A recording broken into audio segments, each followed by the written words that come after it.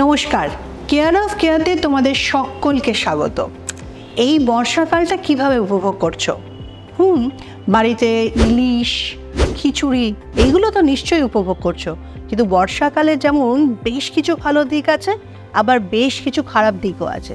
কারণ বর্ষাকাল মানেই সেই মাথায় এক রাশ খুশকি, মুখে ছুলি, আবার কখনো কখনো ব্রণতেও ভরে যায়। আর বর্ষার জমে থাকা জল যখন মারিয়ে বাড়িতে ফেরো, তখন কীরকম অবস্থা হয় বলো তো? ভীষণ খারাপ লাগে। হ্যাঁ, সেখান থেকেও কিন্তু র্যাশ, অ্যালার্জি, নানা রকম সমস্যা কিন্তু হয়। বর্ষাকালটা ভালো বা খারাপ দুটো দিকই রয়েছে। যাই হোক, আমরা ভালো দিকটা তো নিশ্চয়ই এনজয় করব, কিন্তু ওই যে বলেছিলাম ওই সমস্যাগুলো কিন্তু সমাধান করে নিতে হবে। এইরকম কিছু সমস্যা নিয়ে কিন্তু আজকের অতিথি চলে এসছে চন্দ্রিকা বিশ্বাস। তারপর চন্দ্রিকা, এই বর্ষাকালটা কিভাবে এনজয় করছো বলো? বর্ষাকাল ভীষণই ভালো এনজয় করছি। বৃষ্টি অ্যাকচুয়ালি আমার খুব পছন্দের। বৃষ্টিতে ভিজেছো? হ্যাঁ, ভিজেছি। আর বর্ষা মানে ইলিশ মাছ, সেটাও ভীষণ এনজয় করছি। আর তোমাদের বাড়ির সামনে জল জমে নাকি? জল জমে, এটাই প্রবলেম। আর সেই পচা জল দিয়ে সেটাকে মারিয়ে নিশ্চয়ই বাড়ি ধুতে হচ্ছে। ডেফিনেটলি। তখন কিরম মনে হয় বর্ষাকালটা? কি ভালো লাগে, বাড়িতে বসে জানলা দিয়ে বৃষ্টি দেখছি, এইটুকু নেই, ঠিক আছে। একদম ঠিক বলেছো। মাঝে মাঝে ভিজতে ভালো লাগে। আচ্ছা, তবে বৃষ্টিতে আজকাল ভিজলে কিন্তু বেশ ঠান্ডা লেগে যাচ্ছে। কদিন আগেই আমি বৃষ্টিতে ভেজার চেষ্টা করছিলাম, খানিকটা ভিজেও ছিলাম, তারপর দেখলাম গলাটাও ধরে গেছে, বেশ একটু অসুবিধাই হচ্ছে। সেম অবস্থা আমারও, দুদিন আগে জ্বর থেকে উঠলাম। আচ্ছা, কিন্তু জানো তো, একটা সময় এই যে বৃষ্টির জলে আমরা ভিজছি, ঠান্ডা লাগছে, বৃষ্টির জলে অ্যালার্জি বেরোচ্ছে, চুল পড়ছে, এই সমস্যাগুলো তো এখন দেখা যায়। কিন্তু একটা সময় ছিল বৃষ্টির জলটাই ধরে রাখা হতো সারা বছর, সেই জলটা দিয়ে কিন্তু মানে জলের যা কাজ সেটা করা হতো। এমনকি আমরাও ছোটোবেলায় জানো তো এরকম শিশি নিয়ে একটু ধরে রেখে সেটা মুখে লাগাতাম। সেটা তখন তো আর এত টোনার ছিল না। তুমি ঠিকই বলেছো, আমি আমার মাকে এটা নোটিস করেছি, মানে আগে সময় আর কি। তো এটা আমি দেখি, কিন্তু এখন করতে যাও না, ওই জলের মধ্যে প্রচুর পলিউশন আছে, প্রচুর ধুলোবালি, মানে যা থাকার সব রয়েছে, সেটা এখন করতে যাও না। কিন্তু আমরা বর্ষাকালটা এনজয় যেমন করব, তেমন কিন্তু বর্ষাকালের সমস্যাগুলো কিন্তু খুব সহজে মিটিয়েও নিতে পারবো। এখন কি করছো? আমার মাস্টার্স কমপ্লিট হয়ে গেছে, এখন জব করছি। আচ্ছা, খুব ভালো কথা। জবের বাইরে তো বেশ খানিকটা সময় পাও, সেই সময়টা কিভাবে তুমি কাটাও? এই বাড়িতে শুয়ে বসে ফোন ঘেঁটেই কেটে যাচ্ছে সময়। নিজের জন্য আলাদা করে সময় কখনো বার করেছো, যেটা আমার একদম নিজস্ব টাইম, এই সময়টাকে আমি কাউকে ভাগ দেবো না, ফোনকেও না? না, মি টাইম কিন্তু আমি ওইভাবে কখনো কাটাইনি। আমার মনে হয় প্রত্যেকটা মানুষেরই একটা নিজস্ব টাইম, খুব কম হলো 10 মিনিট, 15 মিনিট, আধ ঘন্টা, যা যেরকম টাইম দিতে হবে, সেই সময়টা সম্পূর্ণ নিজেকে দিতে হবে। তার মানেই কিন্তু নয় যে সাজগোজ করতে হবে, কিছু একটা রূপচর্চা কিছু করতে হবে, বা ফোন তো একদমই চলবে না। কারোর সঙ্গে কোনো রকম যোগাযোগ না রেখে, কোনো কিছুর মধ্যে ইনভলভ না থেকে 15 মিনিট, আধ ঘন্টা, 1 ঘন্টা, যতটা টাইম বাড়ানো যায়, সেই টাইমটা নিজের জন্য, একদম মি টাইমটা রাখা কিন্তু ভীষণ দরকার। তো তুমি মি টাইম নিয়ে যেটা বললে, সেটা এবার থেকে আমি রাখবো ভাবছি তোমার কথা মতো। আর তুমি বর্ষাকাল নিয়ে যখন বলছিলে, তো আমার কিছু তাতেই চিন্তাভাবনা আসছিল যে বর্ষাকাল মানে যেমন ভালো একটা দিক আছে, তার সঙ্গে কিন্তু খারাপও দিক আছে। আচ্ছা, সেটা আমি প্রচণ্ড বর্ষাকালে সমস্যা ফেস করি। কিরকম? তো সমস্যাটা হচ্ছে মেনলি হেয়ারের দিক থেকে, হেয়ার ফল। তোমার এত খুশকি হয়, এত ড্যান্ড্রাফের জন্য চুল এত পড়ছে না, এটাই প্রবলেম হচ্ছে। এবার বলো তো, তুমি গরমকালে যেরকম ভাবে শ্যাম্পু করো, সপ্তাহে শ্যাম্পু কদিন করো? আমি 2-3 দিন করি। সপ্তাহে 2-3 দিন শ্যাম্পু প্রত্যেকটা মানুষের করা উচিত, কিন্তু এই বর্ষাকালে কদিন করো? সেম এরকমই চলে, মানে খুব ধরো প্রেশারে যাচ্ছে, তখন সপ্তাহে 2 দিনও হয়ে যায়। আর কন্টিনিউ মেনটেন করি 3 দিন আমি করি। কিন্তু এই বর্ষার জলে খেয়ে চুলটা অনেকক্ষণ ধরে শুকোয় না।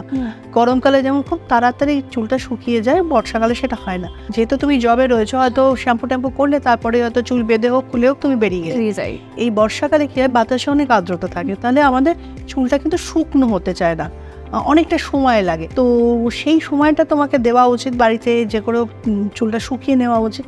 সেটা যদি না দাও, বর্ষাকালে গরমটাও তো থাকে, আবার ধরো মাথা থেকে অনেক সময় ঘামও হয়, সব মিলিয়ে মাথাতে যেটা থেকে যাচ্ছে, তারপরই সেখান থেকে কিন্তু ড্যান্ড্রফ শুরু হয়ে যাচ্ছে। হ্যাঁ, কারণ আমি এটা দেখেছি যে আমার কিন্তু অন্য সিজনে এরকম টাইপের ড্যান্ড্রফ এতটা হয় না। এবার আর একটা প্রশ্ন করি, তুমি যখন শ্যাম্পু করো ঠিক কিভাবে করো?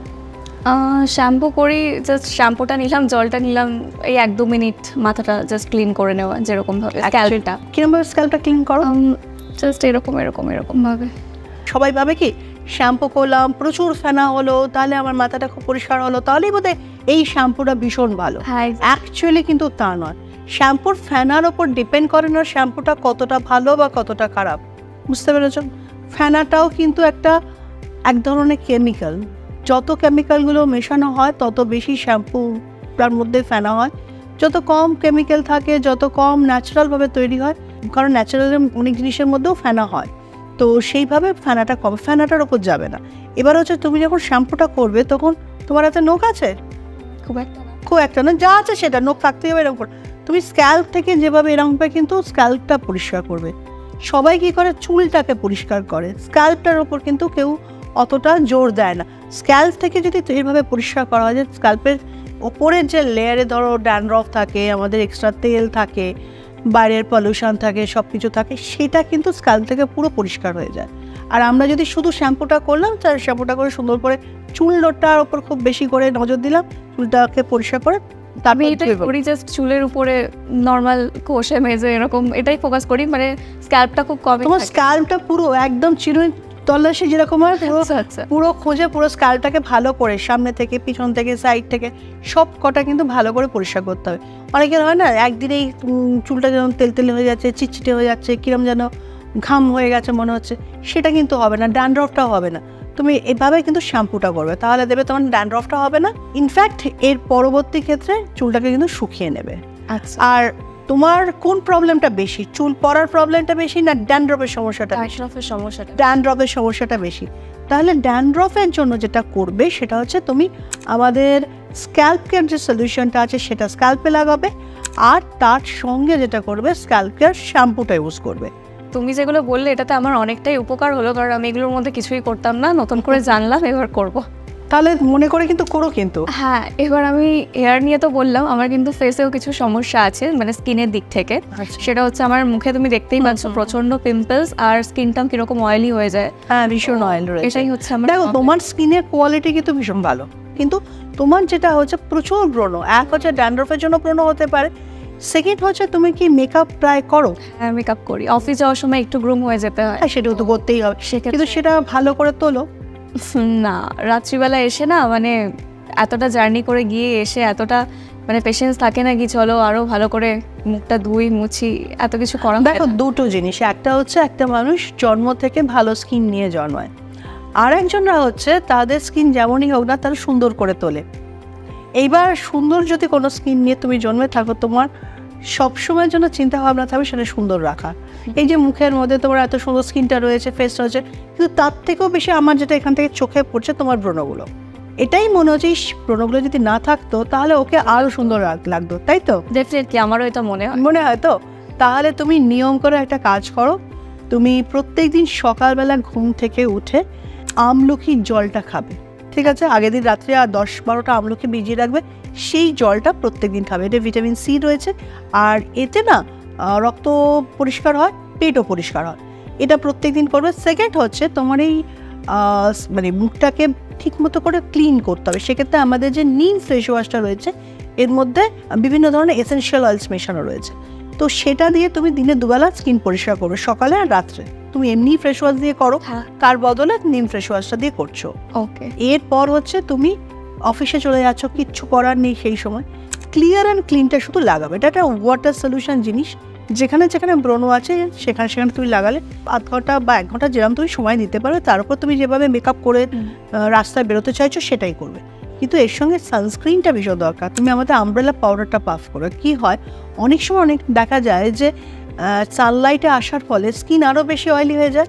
আরও বেশি, যত বেশি অয়েলি হবে তত কিন্তু বাইরের পলিউশন সব কিছু স্কিন অ্যাবজর্ব করবে, এতে কিন্তু ব্রণটা বেড়ে যায়।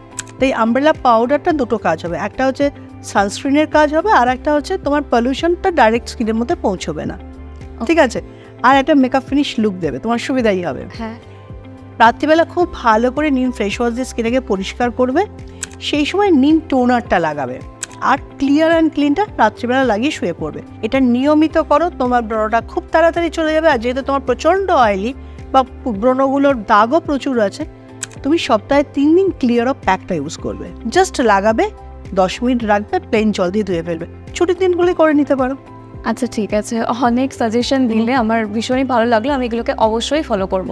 একদম, এগুলো অবশ্যই করবে। আর পরের বার যখন তোমার সঙ্গে দেখা হবে তখন একদম ঝকঝকে স্কিন থাকবে, ঠিক আছে? আচ্ছা, থ্যাংক ইউ।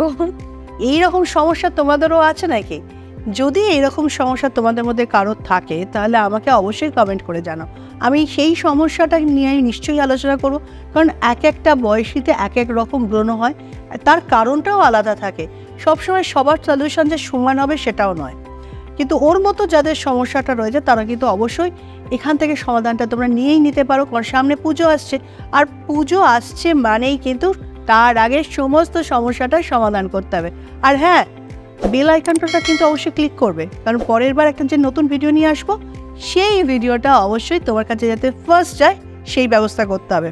আর এখনও যারা সাবস্ক্রাইব করোনি আমার চ্যানেলটা, এক্ষুনি করে ফেলো, কারণ পুজোর আগে নতুন নতুন টিপস দেবো, যে টিপসগুলো দিয়ে তোমরা আরও সুন্দর হয়ে উঠবে। কি বলো? একদমই তাই। তাহলে আজকের মতো এখানেই শেষ করছি, পরের দিন আসবো অন্য কোনো নতুন ভিডিও নিয়ে।